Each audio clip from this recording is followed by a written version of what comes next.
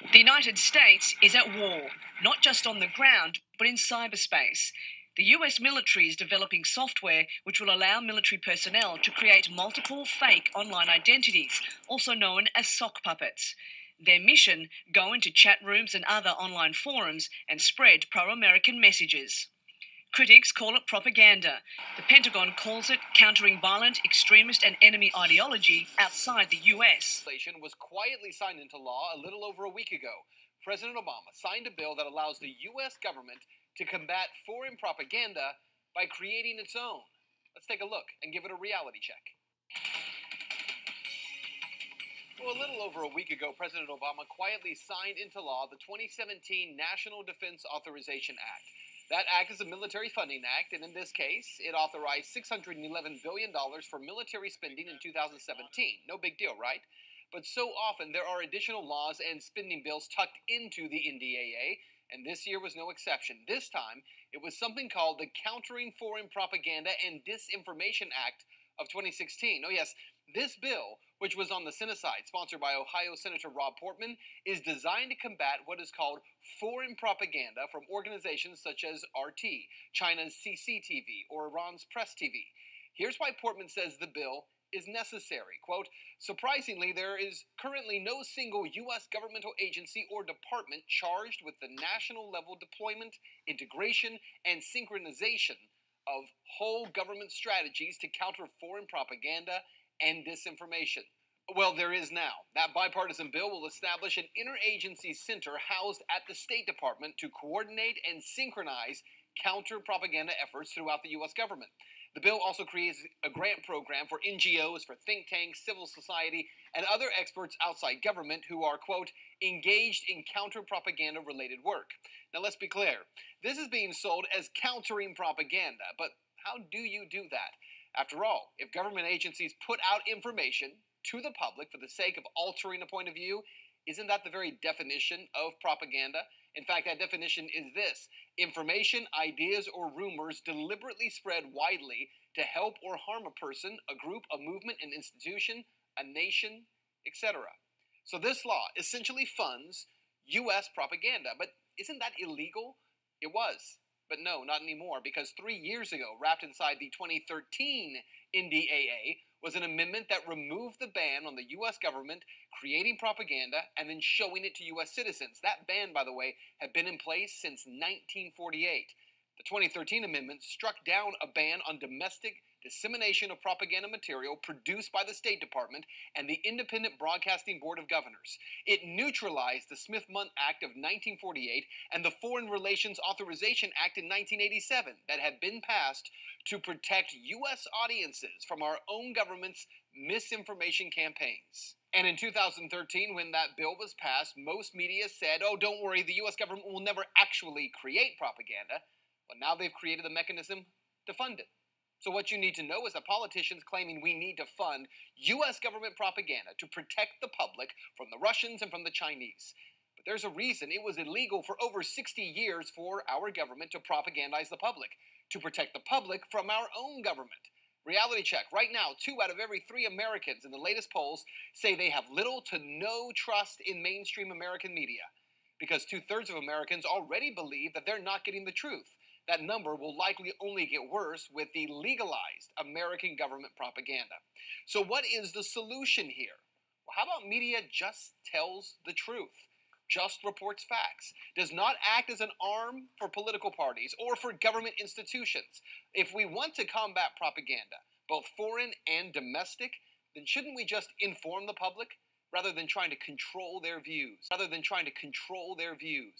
That's Reality Check. Let's talk about it. It is priceless, especially on a birthday. A child's happiness is priceless, especially on a birthday. A child's happiness is priceless, especially on a birthday. A child's happiness is priceless, especially on a birthday. Well, a child's happiness is priceless, right? Especially on a birthday. A child's happiness is priceless, especially on a birthday. Child's happiness is priceless, especially on a birthday. A child's happiness is priceless, especially on their birthday. A child's happiness is priceless, especially on a a birthday. A child's happiness is priceless, especially when it comes to their birthday. Absolutely. A child's happiness is priceless, especially on a birthday. A child's happiness is priceless, especially on a birthday. Well, a child's happiness is priceless, especially on a birthday. A child's smile is priceless, especially on a birthday. A child's happiness is priceless, especially on a birthday. You know, a child's happiness is priceless, especially on a birthday. A child's happiness is priceless, especially on a birthday. A child's happiness is priceless, especially on a birthday. It's a child's. I've actually seen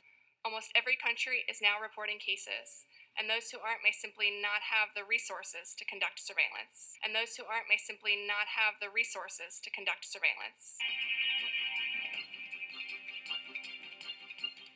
Alarming news emerging from social media companies today about the CAPS pandemic.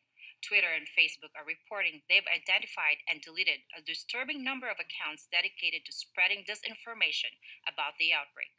For more on this, we go to our correspondent, Catalina Parks.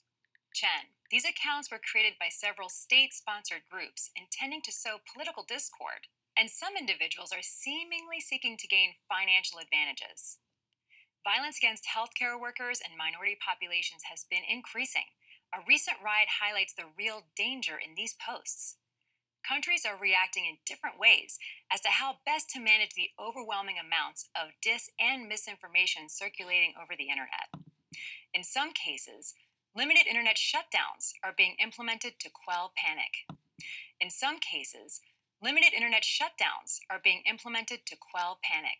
Thank you, Catalina.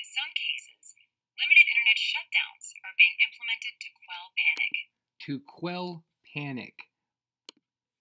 To quell panic. And here on yahoo.com, on the real lamestream media, remember that's EVENT201, this is real lamestream media. Some of the tech world's biggest names announced they are joining together to combat the spread of misinformation about the coronavirus on their platforms.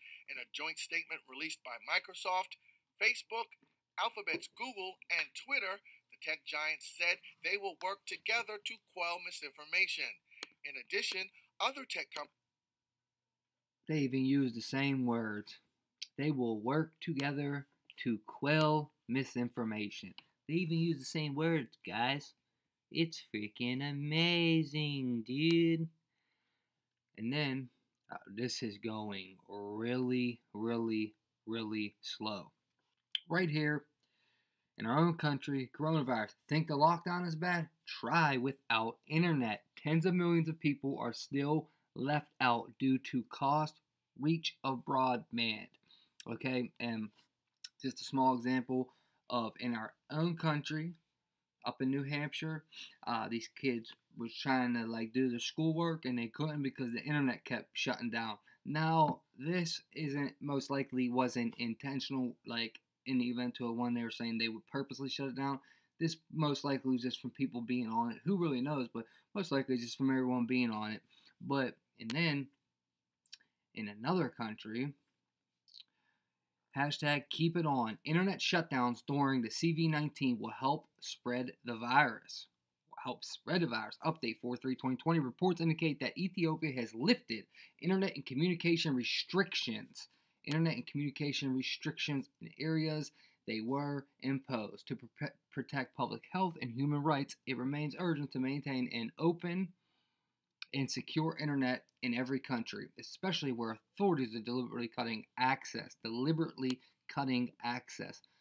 throttling the internet, or blocking apps and services. So this is going on. This is just a couple that I pulled up. There was actually a bunch of them, but let's jump right back into the video. For more on this, we are joined by experts on crisis communications and social media, Kevin McAleese and Sarah Lee. To me, it is clear countries need to make strong efforts to manage both mis- and disinformation. We know social media companies are working around the clock to combat these disinformation campaigns. The task of identifying every bad actor doesn't have that tag, or bad actors can move more rapidly than Twitter, Facebook, and the others are able to respond. Is immense. And experts agree that new disinformation campaigns are being generated every day. This is a huge problem that's going to keep us from ending the pandemic and might even lead to the fall of governments, as we saw in the Arab Spring. If the solution means controlling and reducing access to information, I think it's the right choice. If the solution means controlling and reducing access to information, I think it's the right choice. I agree with Kevin. This is a big problem and doesn't even account for the massive amounts of misinformation being generated by legitimate users about the pandemic. But it's not just trolls who are spreading the fake news, it's often political leaders themselves. Virus spreads across the world. Misinformation about the virus is being shared online, and some of it could be coming from foreign governments or other actors. A top State Department official told the Washington Post last week that Russia has been creating false personas to spread misinformation on social media. The Washington Post, the State Department told the Washington Post that Russia is behind swarms of online false personas. Global Engagement Center, which is a part of the State Department, has noticed information coming from the GRU, the IRA, and other components of the Russian government that interfered in the 2016 election. Coordinated inauthentic activity.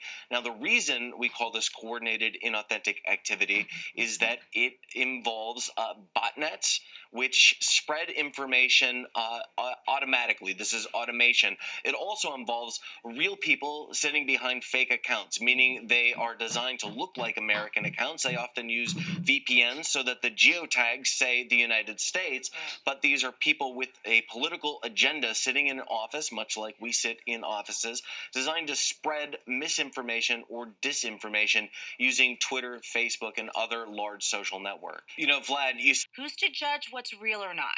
Would we trust every government to separate truth from lies? I think this is more than just keeping the bad information out. It's also about making sure real public health information reaches the public. News is found from outlets other than social media. News organizations, public health groups, and companies need to help people take the right actions to protect themselves by promoting accurate, real information about the outbreak. You said a key word there. Trust. So Twitter has rolled out this feature called where they tag posts with alleged manipulated media. Now, if we rewind to about a year ago, this word deepfake we heard a lot. In fact, that information or deepfakes were applied to CBS News content. We saw deepfakes used for Mark Zuckerberg and Nancy Pelosi, other political figures. Now, deepfake implies this kind of technologically sophisticated thing that looks like one thing but is another thing. Now, Twitter's manipulated media is kind of an evolution of this, and what you're getting at, Vlad, is that a post doesn't have to be totally manipulated. It can be small alterations that, just like if you change one word in a sentence, it can change the meaning of the sentence. You can do the same thing with manipulated media. Health ministries around the world are attempting to combat mis and disinformation by amplifying public health messaging through social and traditional media. But they are being outpaced by false and misleading information. National governments are considering or have already implemented a range of interventions to combat misinformation. Some governments have taken control of national access to the internet. Others are censoring websites and social media content. And a small number have shut down internet access completely to prevent the spread of misinformation. Penalties have been put in place for spreading harmful falsehoods, including arrests. Other countries have taken a more moderate approach and have focused on promoting fact-checking efforts and working with traditional media outlets, yet these approaches are limited in scope. Social media companies report that they're doing all they can to limit the use of their platforms for nefarious or misleading purposes. But this is a technically difficult problem, and false, misleading, or half-true information is difficult to sort without limiting potentially true messages. The bottom line is that members of the public no longer know who to trust. Both the misinformation and the measures to control it have led to a crisis of confidence. But I also think we're at a moment where the social media platforms have to step forward and recognize the moment to assert that they're a technology platform and not a broadcaster is over. Again, social media infrastructure has become critical communication infrastructure. They, in fact, have to be a participant in broadcasting accurate information and partnering with the scientific and health communities to counterweight, if not flood the zone, of accurate information, because to put the genie back in the bottle of the misinformation and disinformation is nigh impossible. So flood good information. So flood good information. And we do have, I think, a couple of strategies that are available to us, one of which is the flood strategy, second of which is relying and informing and equipping trusted sources of information with the facts so they can then pass that on. But we also need to actually think about a technological answer to this. So there is work that's being done to actually create algorithms to sift through information on these kind of social media platforms. It's being done to actually create algorithms to sift through information on these kind of social media platforms. We need to use technology and AI to sift through misinformation so we can feed the public what we want them to hear and take away from the truth that the woke truthers and the citizens of America that are trying to wake the masses up try to tell them. That way the AI can sift through the bullshit. And what we have right here is misleadingness in the algorithm society, misinformation and disinformation. The algorithm society has arrived, and it is in the relation between data and information, context and meaning that different kinds of misleadingness can occur. Misleadingness, e.g., misinformation and disinformation, always arises as a consequence of relation between content and context. When some utterance or act is unintended misleading, it is misinformation. For instance, if the content of an utterance is inaccurate, unbeckoness to the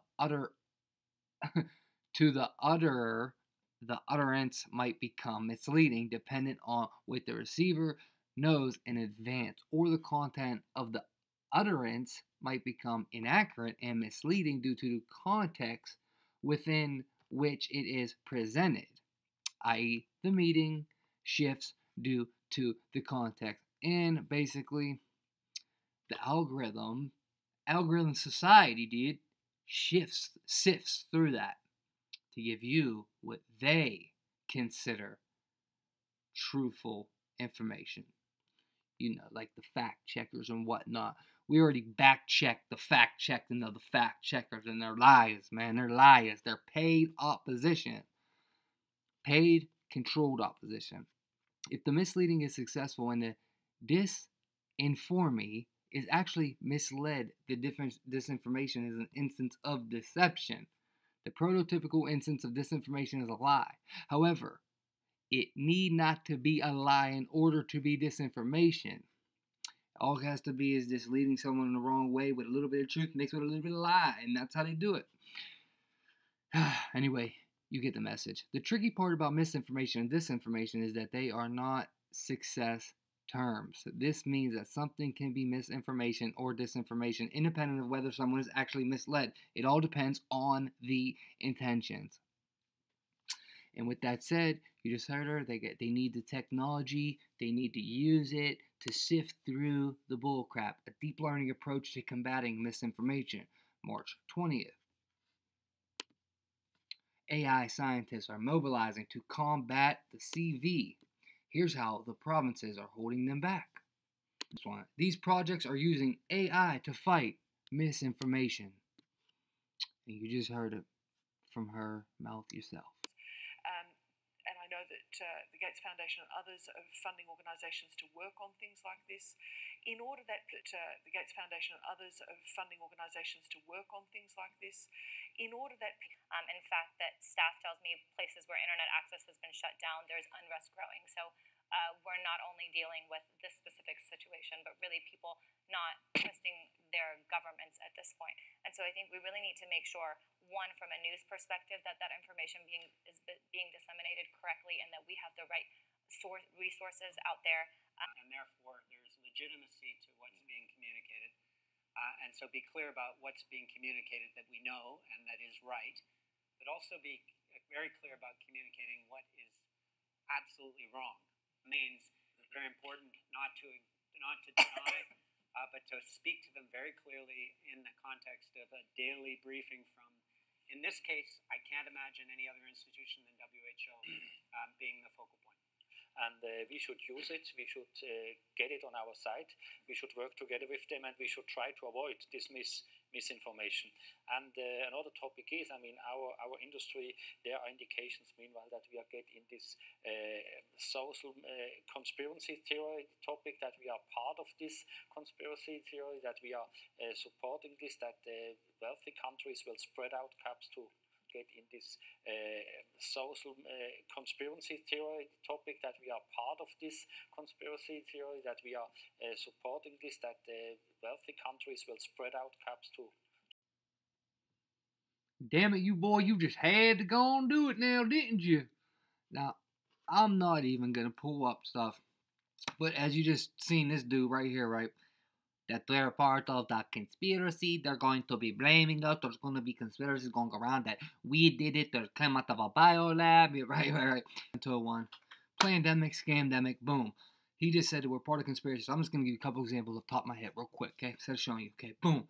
One, you just seen mainstream media in real life is saying that Russia is creating conspiracy theories against us. You know what I mean?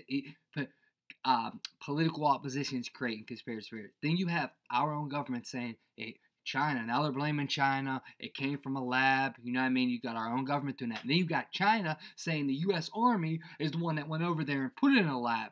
That we're the ones that started, right? Then you got the people sitting right at the table.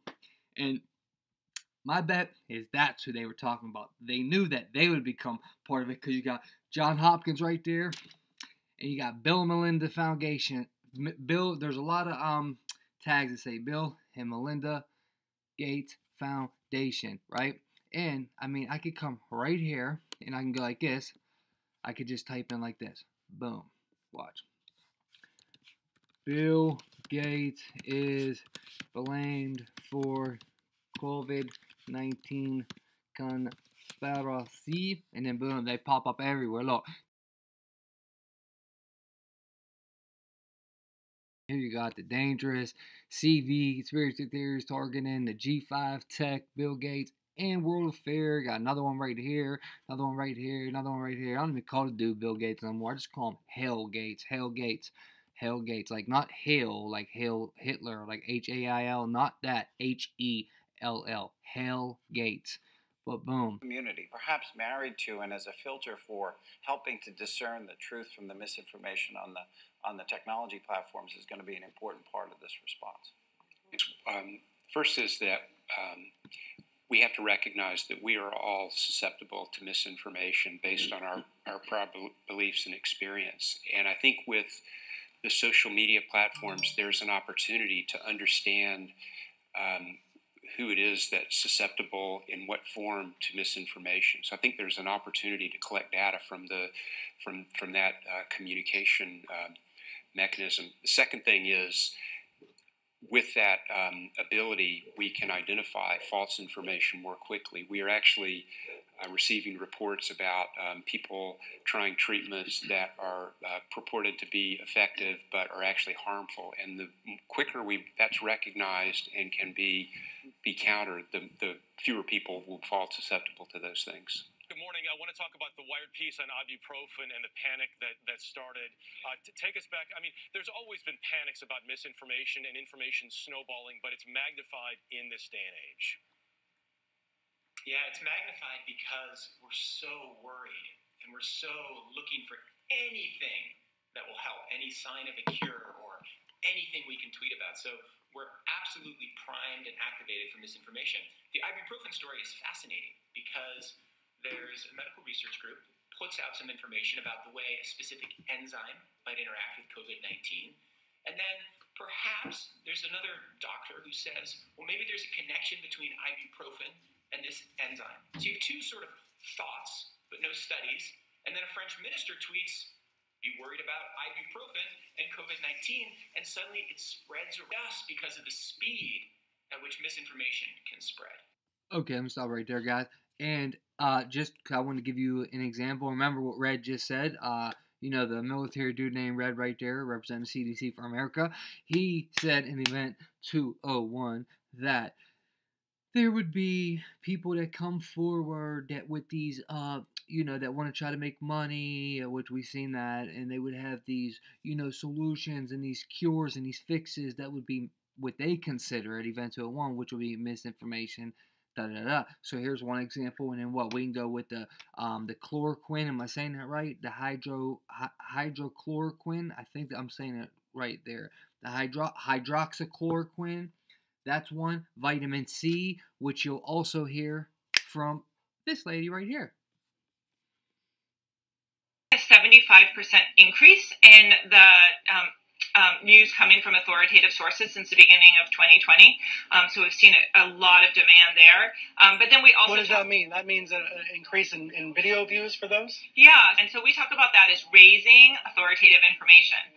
But then we also talk about removing information that is problematic. Of course, anything that is medically unsubstantiated, so people saying like, take vitamin C, take turmeric, like those all will cure you.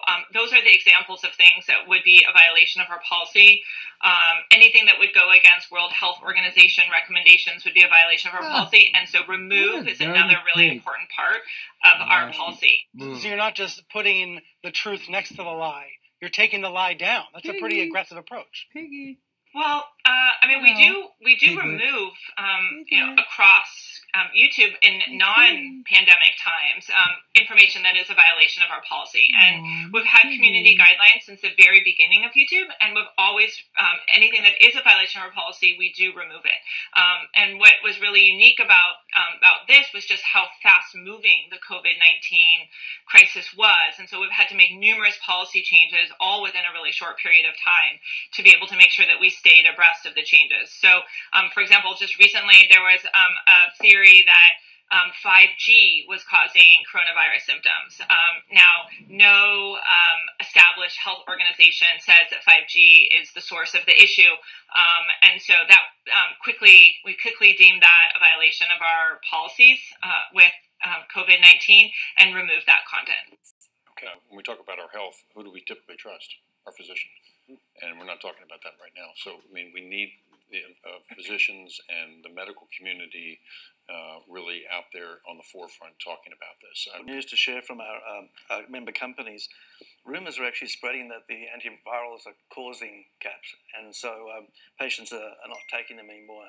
And this is particularly an area where we have government mistrust. By now, we have more cases in China and also death cases reported, and also my staff told me that before there's misinformation and there's some belief. People believe, this is a man-made, some pharmaceutical company made the virus.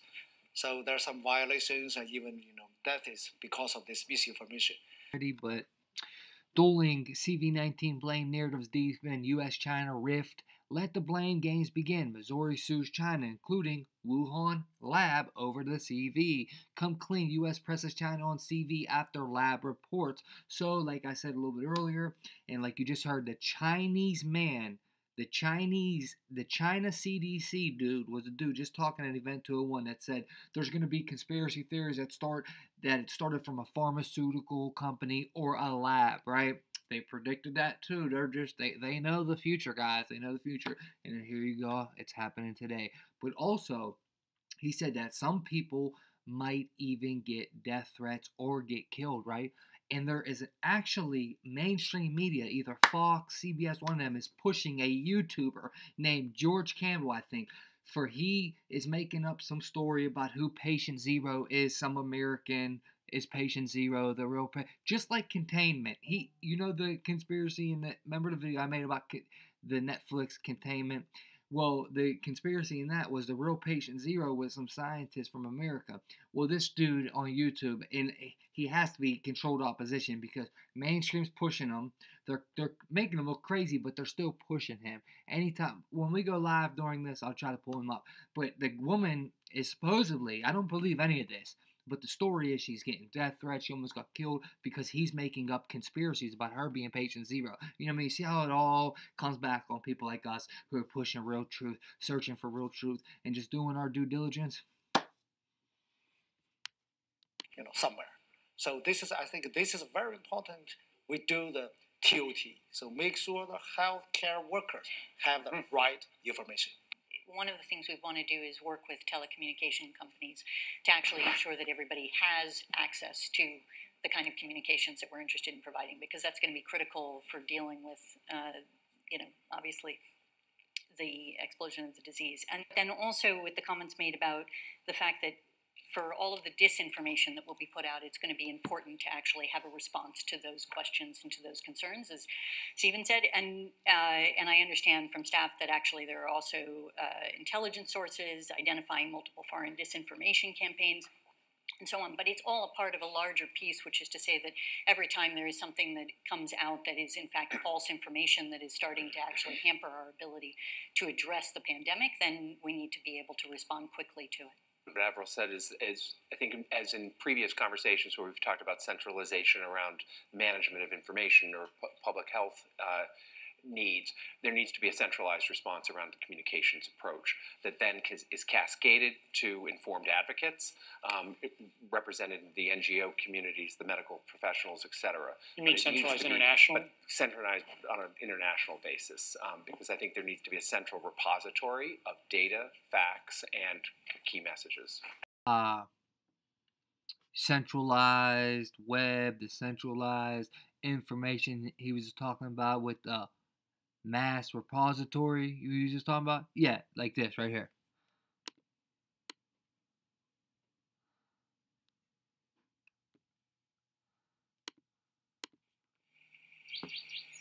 In a field in Utah, about a half hour south of Salt Lake City, a massive construction project is wrapping up. When it is completed in a few months, it will be the world's largest repository of digital information. Its owners, the U.S. National Security Agency, the NSA. James?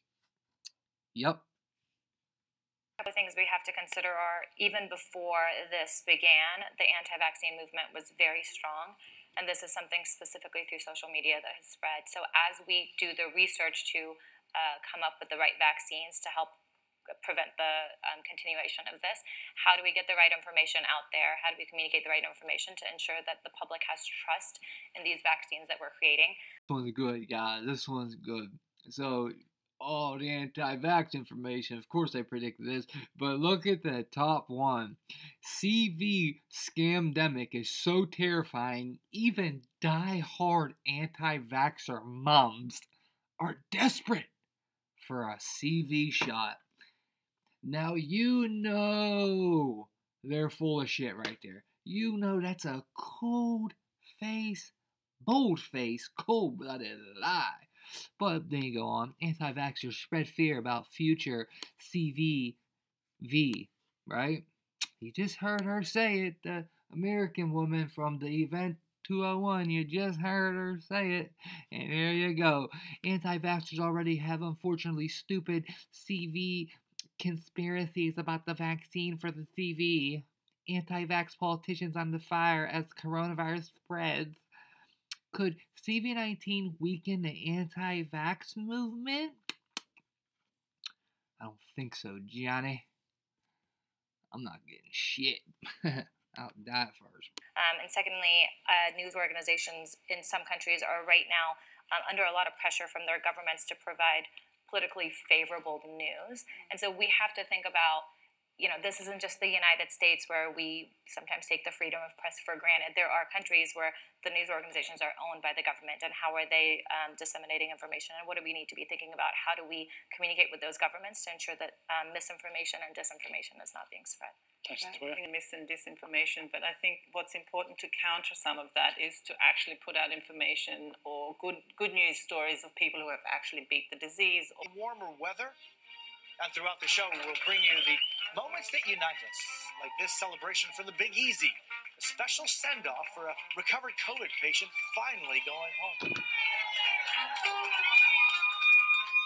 People who have actually beat the disease, or best practices in other parts of the world that is delivering on results and sharing that. But also I agree on the point on having a centralized source of information and a world body that could have garner the respect of everyone. And we've talked a lot about misinformation and flooding good information. We've just started to talk a bit about disinformation and the strategy around that. And Avril or others, after Levon comments, if you have any additional thoughts about the particular approaches to disinformation that may be distinguished from misinformation. It'd be good to hear about those. Yeah. Levant. Yeah, so I've received a note to say that some bad actors are actually using social media to spread rumors about specific companies in order to profit from short selling.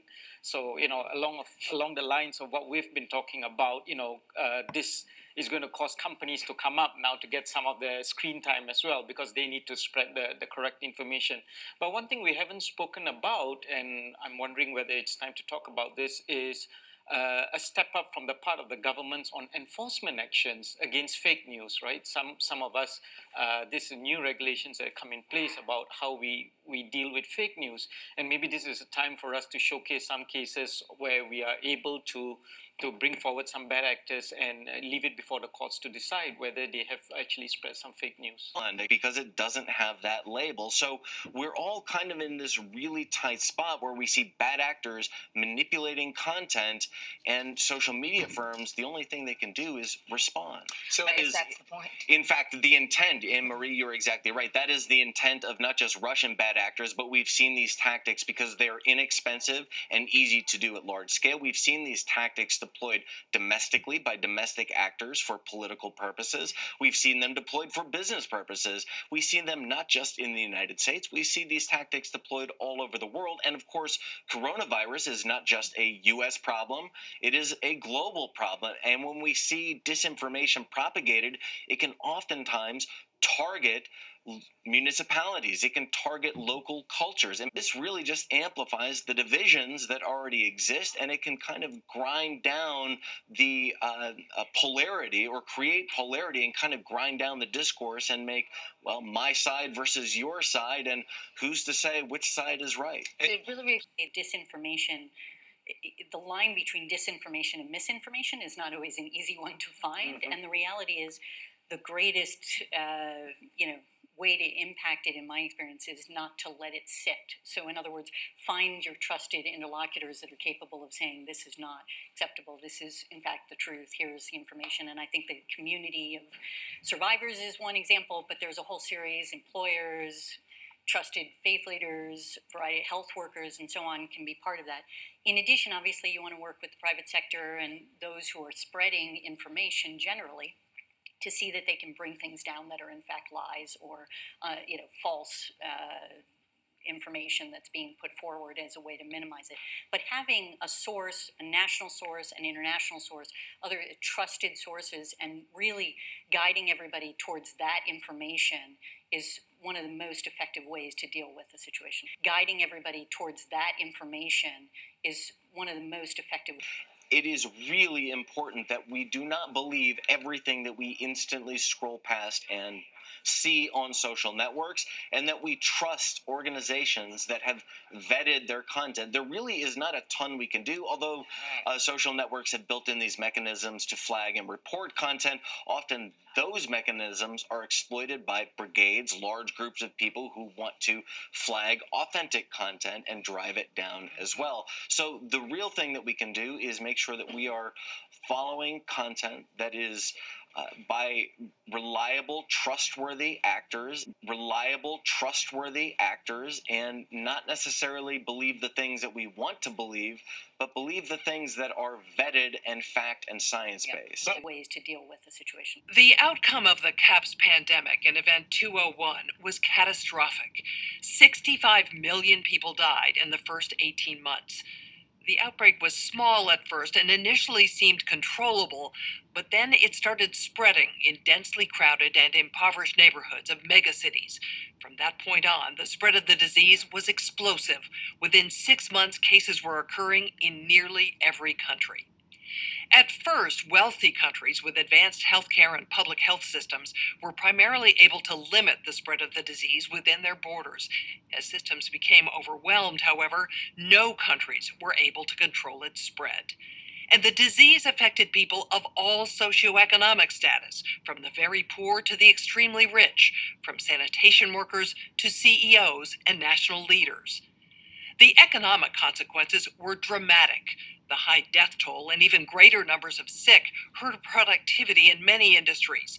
Manufacturers were having trouble filling orders, and countless companies in the service sector simply shut down. The global economy was in a free fall. The GDP down 11%. Stock markets around the world plummeted between 20 and 40% and headed into a downward cycle of fear and low expectation. Businesses were not borrowing, banks were not lending. Everyone was just hoping to hunker down and weather the storm. While nearly all businesses were affected, certain sectors were especially hard hit. Travel, finance, service, manufacturing, healthcare, and insurance among them, with some major companies going bankrupt. And there were seismic societal consequences as well. The world saw large-scale protests and in some places riots. People were angry about the lack of access to healthcare and medicine, as well as government's inability to protect them from the disease. This led to violent crackdowns in some countries and even martial law. Political upheaval became the rule across the globe. The public lost trust in their respective administrations. Several governments fell, while others were desperately striving to hold on to power. This spurred further crackdowns. Attempts to control media messaging, originally aimed only at health-related misinformation, became used increasingly to quash political dissent. Economists say the economic turmoil caused by such a pandemic will last for years, perhaps a decade. The societal impacts, the loss of faith in government, the distrust of news, and the breakdown of social cohesion could last even longer. We have to ask, did this need to be so bad? Are there things we could have done in the 5 to 10 years leading up to the pandemic that would have lessened the catastrophic consequences? We believe the answer is yes. So, are we as a global community now finally ready to do the hard work needed to prepare for the next pandemic?